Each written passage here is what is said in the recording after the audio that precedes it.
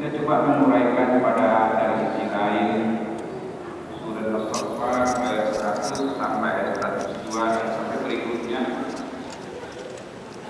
bahwa dari sisi lain sebenarnya Al-Quran menggambarkan kepada kita tentang hikmah yang ada dalam surat As-Saffat ayat 100 sampai ayat berikutnya. Yang pertama, ternyata memang bukan hanya anak yang disuruh berdoa kepada orang tua, seperti yang disebutkan dalam ayat lain, Rabbi firli wa liwalidayya warhamhuma kama rabbayani shaghira. Tetapi ternyata memang orang tua pun harus mendoakan anak-anaknya. Kendati dalam ayat ini seorang manusia yang bernama Ismail belum lahir, tetapi Ibrahim sudah berdoa kepada Allah Subhanahu wa Ta'ala, Ya Allah, Ya Rabb, berilah aku hamba yang soleh. Berarti kita sebagai orang tua juga harus mendoakan bahwa anak-anak kita nanti adalah anak-anak yang soleh dan anak-anak yang solehah. Karena ketika ada undangan pesta, kita juga harus menampakkan dengan doa ketika itu, mudah-mudahan keluarga Anda berketurunan soleh dan solehah, selain daripada sakinah, mawaddah, dan rahmah. Doa Nabi Ibrahim dikabulkan oleh Allah Subhanahu wa Ta'ala. Tentu adalah melalui proses.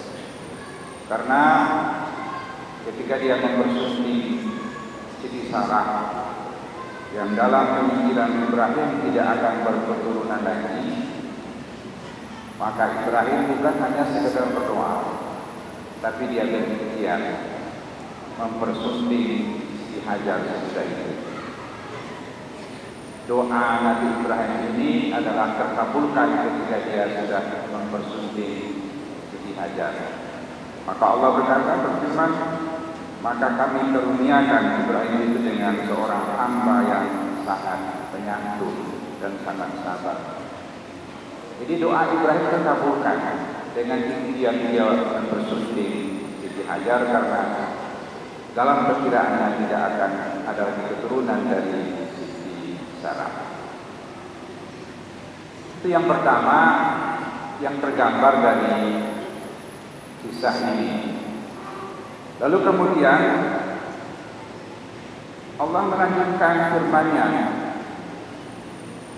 falamma balagha ma'ahu sa'ya, dan ketika Ismail sudah menginjak remaja. Berarti proses dari ayat yang pertama, doa Ibrahim, Rabbi habli minas sholihin, fabasyarnahu bi ghulamin halim, itu prosesnya adalah panjang. Kalau kita lihat dari kehamilan seorang perempuan selama 9 bulan, berarti hampir jarak setahun doa Ibrahim baru dikabulkan oleh Allah dengan lahirnya seorang hamba yang bernama Ismail. Rentang waktu yang sangat panjang setelah itu, setelah Ismail menginjak remaja. Remaja itu adalah minimal usianya adalah 15 tahun. Berarti sejak lahir Ismail, maka kemudian turun firman Allah berikutnya. Kalau kita boleh menyimpulkan, sekian tahun kemudian setidaknya ada 15 tahun. 15 tahun kemudian ayat ini turun kemudian. Falamma balagha ma'ahu sa'ya, ketika Ismail sudah menginjak remaja. Nah, kemudian qala ya bunayya inni araful manami anni azbahuka. Maka Ibrahim berkata kepada anaknya, wahai anakku, Dalam penafsiran, dalam penerjemahan Al-Quran hanya disampaikan bahwa aku bermimpi. Jadi kalau kita kaji dalam kaidah bahasa Arab secara letter-letter satu persatu, maka terjemahannya adalah seperti ini. Qala ya bunayya inni ara fil manami. Ibrahim berkata kepada Ismail, wahai anak, ini sesungguhnya aku ara melihat fil manami di dalam tidurku. Itulah terjemahan generik dari ayat itu. Sesungguhnya aku melihat di dalam tidurku. Karena ada makna mimpi dalam terjemahan bahasa Arab itu ihtilam, bermimpi, dan mimpi seorang yang menginjak remaja, ihtilam namanya. Kalau di sini aku melihat di dalam tidurku bahwa aku menyembelih. Dalam dunia nyata, kaum muslimin sekalian, kita tidak pernah berbicara seperti itu. Yang kita bicarakan adalah saya pergi ke pasar, saya pergi ke kantor. Kalaupun melihat, boleh juga saya melihat Anda tadi siang pergi ke kantor, pergi ke pasar. Tapi tidak pernah kalimat yang muncul saya melihat saya ke kantor. Tidak ada seperti ini.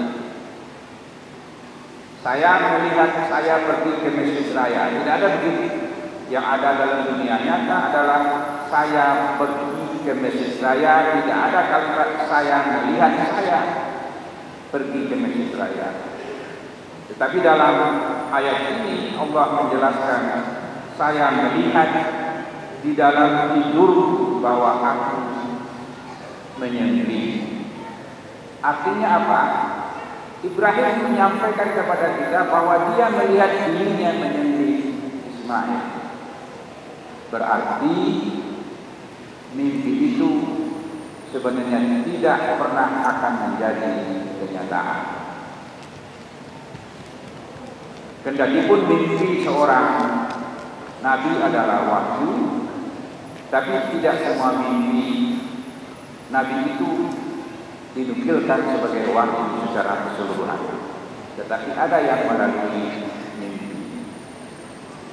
Nah, oleh karena itu,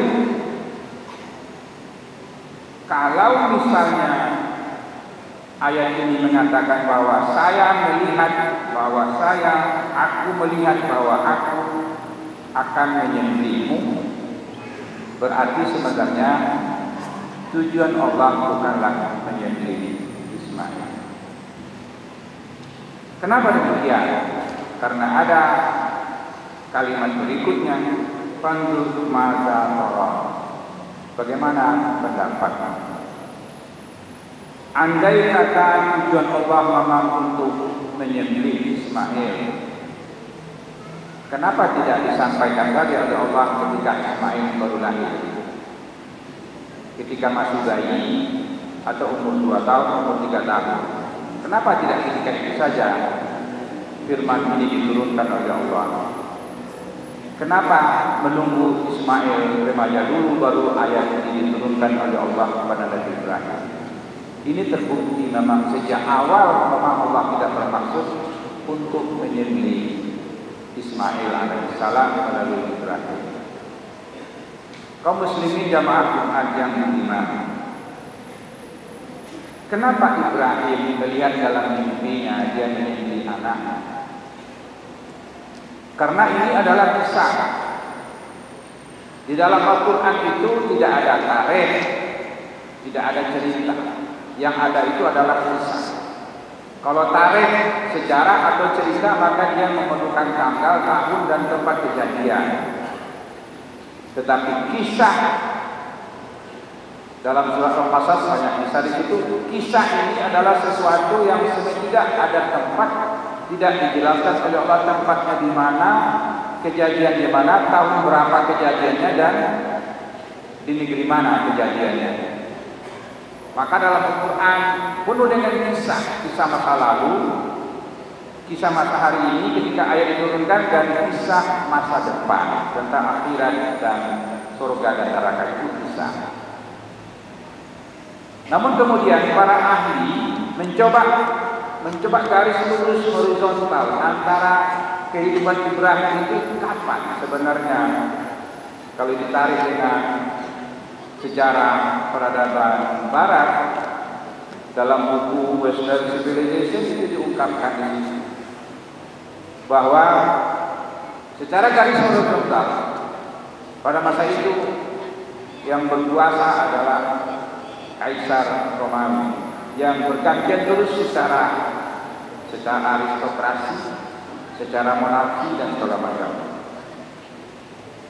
Para kaisar ini memerintahkan kepada penduduknya untuk bersedia mengorbankan anak gadisnya untuk kepentingan raja. Kemudian di negara Tiongkok,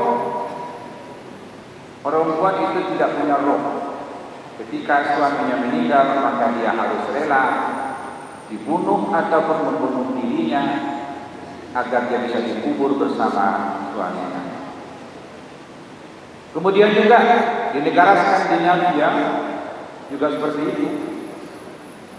Karena Kaisar Romawi sampai ke Konstantinopel berkuasa ketika itu. Kaisar Romawi. Nah, seseorang bisa dipersembahkan untuk sesaji oleh para raja. Seperti tengkorak-tengkorak yang dibangun oleh Fir'aun untuk membangun piramid. Itu dibangun dari tengkorak-tengkorak mayat yang disusun ke atas dalam bentuk piramid. Berarti Fir'aun ada mengakui juga ada Tuhan di atas dia, yaitu merucut ke atas piramid. Itu ujung yang tidak berkesudahan. Para kaisar Romawi mengorbankan penduduknya untuk sesaji seperti ini. Mungkin inilah yang dilihat oleh Ibrahim alaihissalam. Karena dia adalah seorang yang cerdas, maka terbayang dalam pikirannya, kenapa manusia yang harus dikorbankan?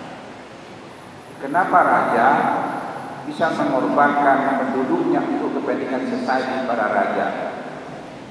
Tapi Ibrahim tidak menemukan jawaban. Sebagai manusia biasa seperti kita biasa membawa kepada hidup kita menjadi mimpi, sesuatu yang tidak selesai kita kerjakan pada siang hari, maka terbawalah dia ke dalam tidur. Demikian juga mungkin Ibrahim seperti itu, yang tidak selesai dia pecahkan ketika dia siang hari, maka itulah yang dia bawa ke dalam tidurnya, sehingga dia berkata kepada Ismail, inni ara fil manami anni azbaruka. Jadi secara arkeologi, secara sejarah, historiografi segala macam nyambung antara kehidupan Ibrahim dengan kehidupan para kaisar Romawi yang hidup ketika itu. Tetapi Allah tidak menjelaskan pada masa mana Ibrahim itu hidup. Itu yang kedua. Yang ketiga, Fanzur madza tara, bagaimana pendapatmu hai Ismail? Jadi diminta lagi pendapat kepada Ismail itu oleh Ibrahim. Tahun 90-an ada kasus, ada cerita yang kita baca di media surat kabar. Salah seorang di Bangladesh bermimpi dia seperti Ibrahim itu menyembelih anaknya.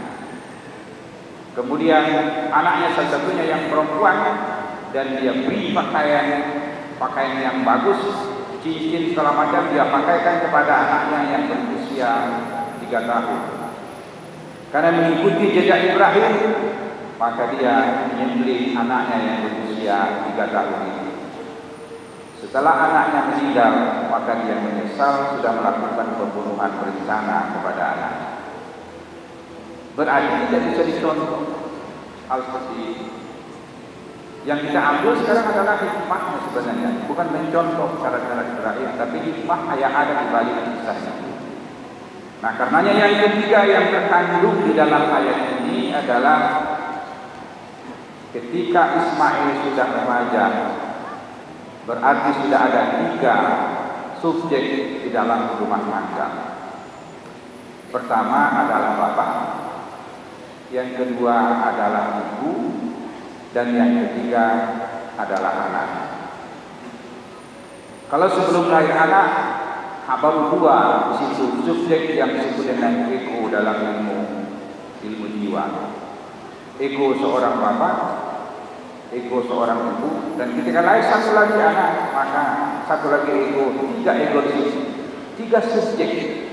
Ketika anak sudah remaja, apapun yang kita lakukan di rumah harus minta pendapat lebih dulu.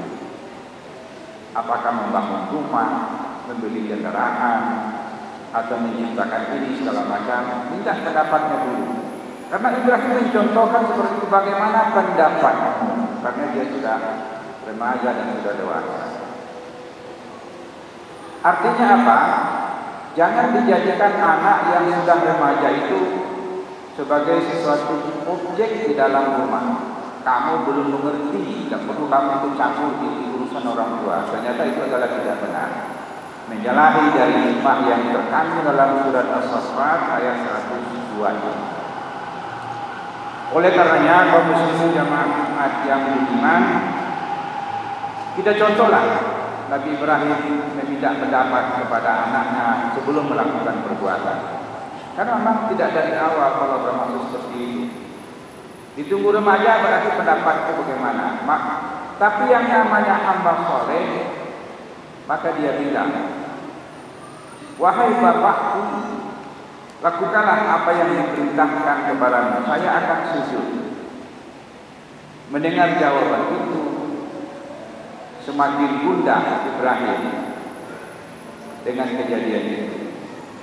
Tapi singkat kisah yang kita sampaikan pada khutbah yang pendek ini, maka kemudian Allah memuji Ibrahim, engkau sudah membuktikan apa yang kamu lihat di dalam mimpi, maka sembelihanmu akan diganti dengan seekor domba. Tidak berarti pula domba itu diutus dari surga oleh Allah, tidak. Tetapi seekor domba yang mengganti, maka itulah sekarang sebagai kurban yang kita laksanakan pada 10 Zulhijjah, 11, 12, dan 13. Artinya apa? Kisah Ibrahim ini adalah untuk memproklamirkan bahwa tidak boleh manusia dikorbankan oleh yang lain. Makanya tidak korban anaknya dalam arti darah yang mengalir, tetapi adalah mendekatkan diri kepada Allah Subhanahu wa taala dengan makna generik kurban, mendekatkan diri kepada Allah Subhanahu wa taala. Nah, oleh karenanya hikmah yang bisa kita petik dari kisah Ibrahim ini pertama adalah seorang orang tua juga harus mendoakan anaknya menjadi yang saleh. Dan yang kedua adalah ketika sudah sampai dewasa remaja, kita harus menjadikan anak itu sebagai subjek di dalam rumah tangga. Dan yang ketiga adalah kisah ini adalah kisah untuk membantah hal-hal yang terjadi pada masa itu, pada masa Romawi, bahwa yang disembelih atau yang dikorbankan dalam pengertian bahasa Indonesia itu adalah manusia. Ternyata Ibrahim membantah kisah itu, yang berhak kita sembelih itu bukan manusia, tetapi adalah domba yang berguna untuk manusia yang seharusnya disembelih sebelumnya itu. Fa'tabiru ya ulil albab la'allakum tuflihun.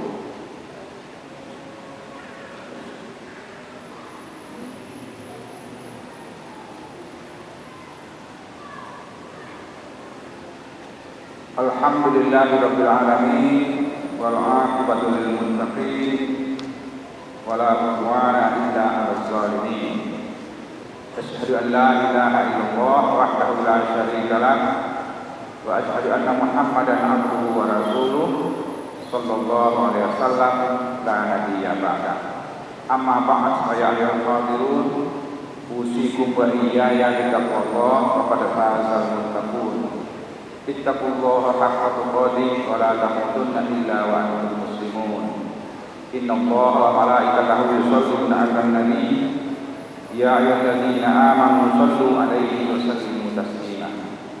Allahumma shalli 'ala Muhammad wa 'ala ali Muhammad kama shallaita 'ala Ibrahim wa 'ala ali Ibrahim wa barik 'ala Muhammad wa 'ala ali Muhammad kama barakta 'ala Ibrahim wa 'ala ali Ibrahim innaka Hamidum Majid.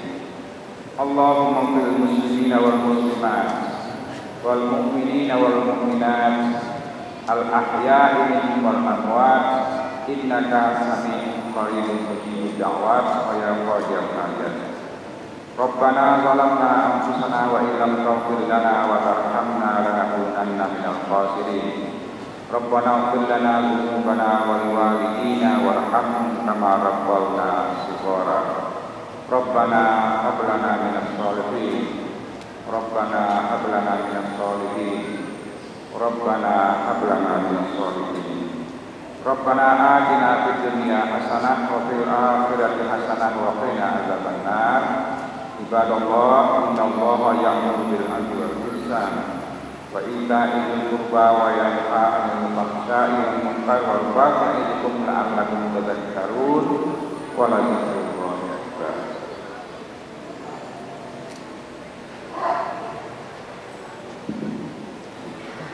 Allahu akbar, Allahu akbar. Asyhadu an la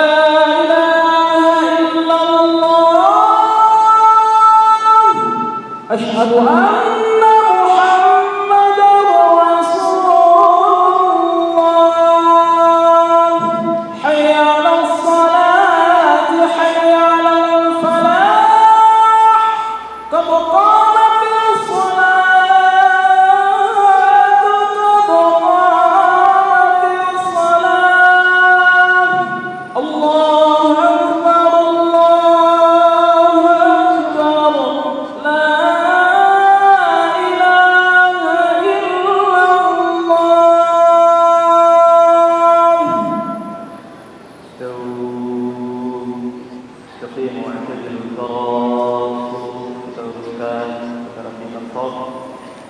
pastikan alat komunikasi dalam keadaan mati sehingga tidak mengganggu khusyuk.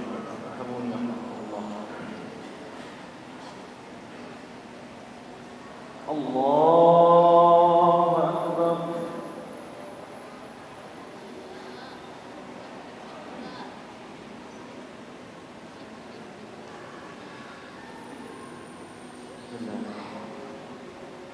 Alhamdulillahi rabbil alamin. Ar-Rahmanir Rahim. Maliki yawmiddin. Iyyaka na'budu wa iyyaka nasta'in. Ihdinas siratal mustaqim. صراط الذين أنعمت عليهم غير المغضوب عليهم ولا الضالين.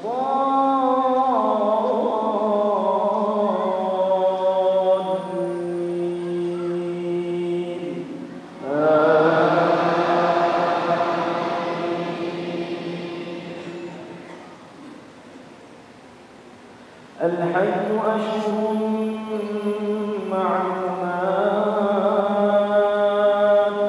فمن فرض فيهن الحج فلا رفث ولا فسوق ولا جدال في الحج وما تفعلوا من خير يعلمه الله وتزودوا فإن خير الزاد التقوى واتقون يا أولي الألباب. ليس عليكم جناح أن تبتغوا فضلا من ربكم فإذا أفضتم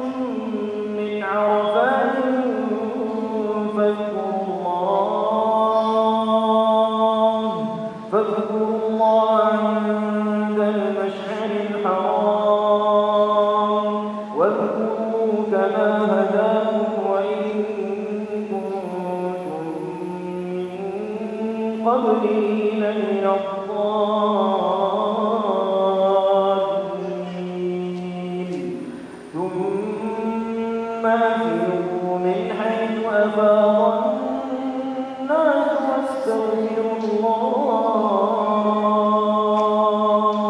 واستغفروا الله إن الله غفور رحيم فإذا قضيتم مناسككم فاذكروا الله كذكركم آباءكم أو أشد ذكرا فمن الناس من يقول ربنا آتنا في الدنيا وما له في الآخرة من خلاق ومنهم من يقول ربنا آتنا في الدنيا حسنة وفي الآخرة حسنة وقنا عذاب النار أولئك لهم نصيب مما كسبوا والله سريع الحساب واذكروا الله في أيام معدودات فمن تعجل في يومين فلا إثم عليه ومن تأخر فلا إثم عليه من اتقى واتقوا الله واعلموا أنكم إليه تحشرون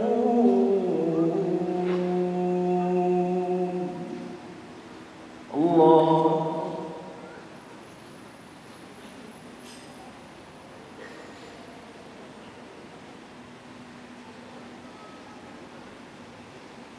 سمع الله لمن حمده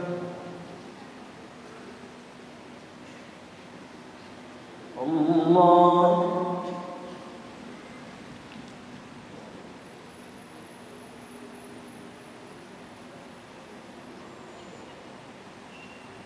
الله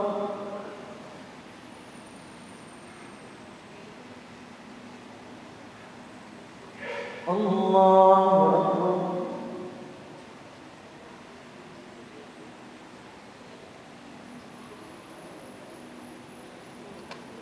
الله أكبر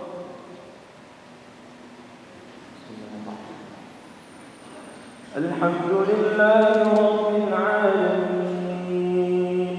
الرحمن الرحيم مالك يوم الدين إياك نعبد وإياك نستعين اهدنا الصراط المستقيم صراط الذين أنعمت عليهم غير المغضوب عليهم ولا الضالين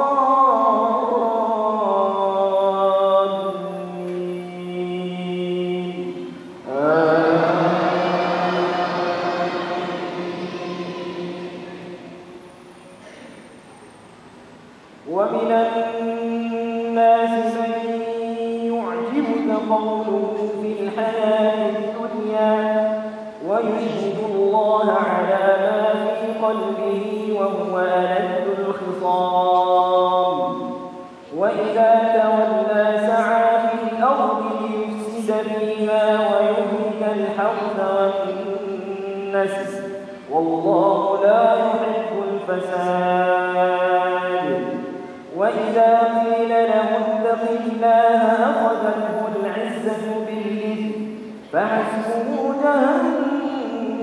جهنم ولبئس المهاد ومن الناس من يشري نفسه ابتغاء مرضات الله والله رؤوف بالعباد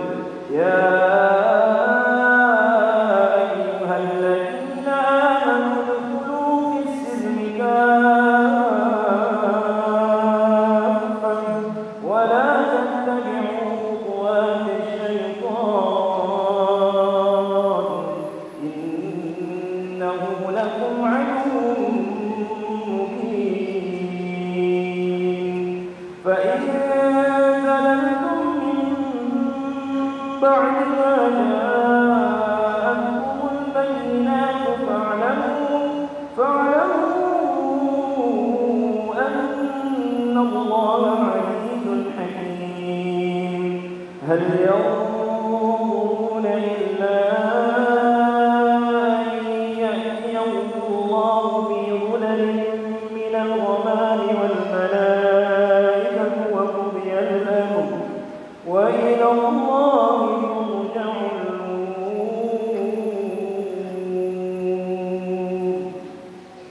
الله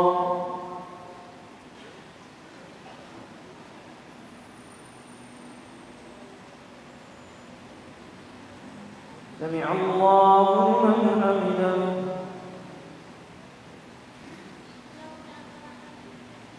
الله